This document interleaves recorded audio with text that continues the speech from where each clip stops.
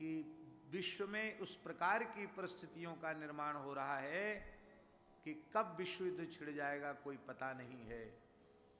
और कुछ भविष्य वक्ता महानुभाव ऐसा भी कह रहे हैं, सही बात तो भगवान जाने, पर बहुत अधिक सुनने में आ रहा है।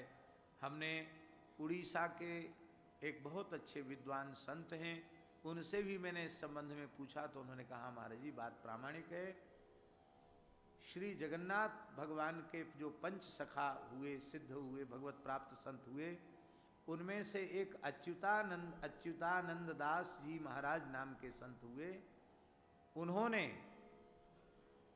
भविष्य मालिका नामक ग्रंथ लिखा है और उसमें अनेकों भविष्यवाणियां की हैं जो आज भी मूल ग्रंथ ताड़पत्र पर सुरक्षित है। तो मैंने उन संत को कहा कि वो मूल ग्रंथ ताड़पत्र की फोटोकॉपी मंगाओ। हम उड़िया तो पढ़े नहीं है, लेकिन किसी उड़िया से सुनेंगे उसको। उनकी कही गई भविष्यवाणियां प्रायः सब की सब सत्य हुई है। अभी उन्होंने कहा कि 2 विश्व युद्ध उस समय हुए नहीं थे, पर उन्होंने वर्णन किया तो वो हो चुके हैं। भारत गुलाम हो जाएगा ये उन्होंने लिखा था, वो होगा। भारत स्वतंत्र होने के पहले विभाजित हो जाएगा ये उन्होंने लिखा था, वो भी हुआ। उन्होंने कहा कि जगन्नाथ मंदिर का शिखर का बड़ा पत्थर गिरेगा, तो पत्थर भी गिर गया।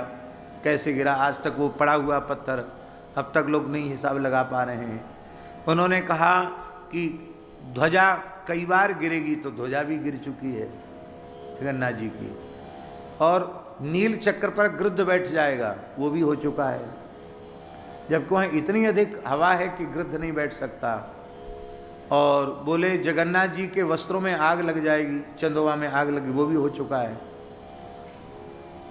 तो इतने लक्षण हो जाएं तो समझ लेना कि अब भयंकर समय आने वाला है। तीसरे विश्व युद्ध की तैयारी होगी और भयंकर युद्ध होगा, जिसमें युद्ध के बाद इतना बड़ा नरसंहार होगा कि विश्व की आबादी मात्र 64 करोड़ रह जाएगी।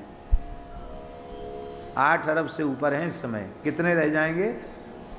64 करोड़। उनमें सबसे ज्यादा जीवित बचेंगे भारत में। 30-31 करोड़ लोग भारत में बच जाएंगे, हैं? 100 करोड़ साफ हो जाएंगे।